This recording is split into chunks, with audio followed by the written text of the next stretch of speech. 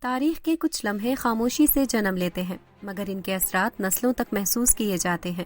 مارگلا کے دامن میں واقع خوبصورت اسلام آباد میں بھی سفارتکاری کے کچھ ناممکن دروازے کھل رہے ہیں اور خطے کے مستقبل کا فیصلہ میدان جنگ میں نہیں بلکہ ویژن، تجربے اور حکمت کے ذریعے ہو رہا ہے۔ اس نازک موقع پر ایران کا ایک بااثر وفد پاکستان پہنچا ہے، ایک ایسا وفد جو طاقت، دانش اور حکمت عملی کا امتزاج ہے۔ اس وفد کی قیادت کر رہے ہیں محمد باقر قالیباف۔ 1961 میں پیدا ہونے والے قالیباف ایک ایسا نام جو صرف سیاست نہیں بلکہ میدان عمل کی کہانی بھی ہے۔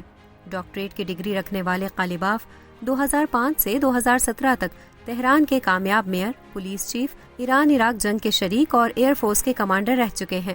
ان کی شخصیت میں عسکری نظم و ضبط اور شہری نظم و نسق کی مہارت ایک ساتھ جھلکتی ہے۔ سفارتکاری کے محاذ پر سید عباس اراغچی ایک خاموش مگر مؤثر آواز ہیں۔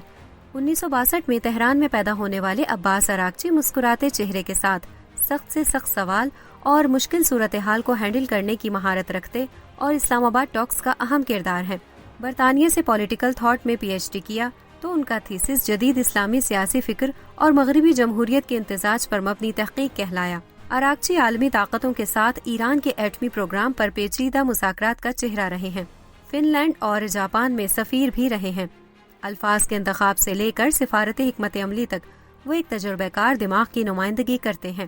ان کی موجودگی اس بات کی علامت ہے کہ اسلام آباد ٹاکس میں سفارتی پہلو انتہائی اہمیت رکھتا ہے۔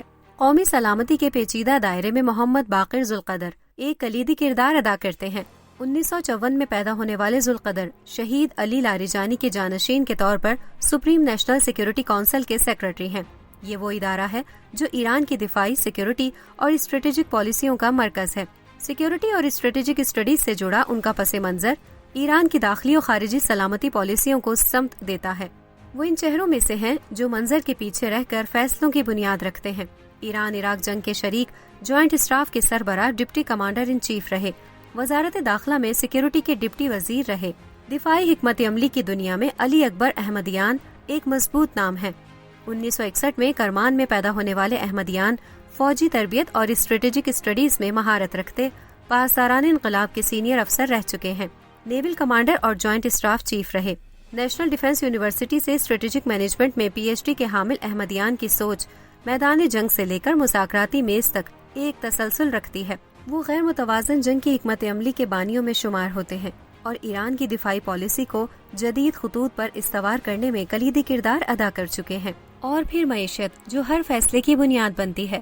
عبد الناصر ہمتی ایک ماہر معیشت دان۔ 1956 میں پیدا ہونے والے ہمتی تہران یونیورسٹی سے اکنامکس میں ماسٹرز اور PhD رکھتے ہیں۔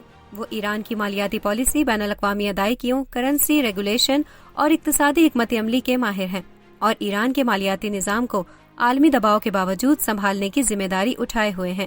ان کے فیصلے صرف اعداد و شمار نہیں بلکہ کروڑوں لوگوں کی زندگیوں سے جڑے ہوتے ہیں۔ ان کی شمولیت اس بات کی نشاندہی کرتی ہے کہ مذاکرات میں معاشی تعاون، مالیاتی رابطے اور اقتصادی استحکام بھی اہم ایجنڈا ہیں۔ یہ وفد صرف افراد کا مجموعہ نہیں بلکہ ایک مکمل حکمت عملی، ایک سوچ اور ایک پیغام ہے۔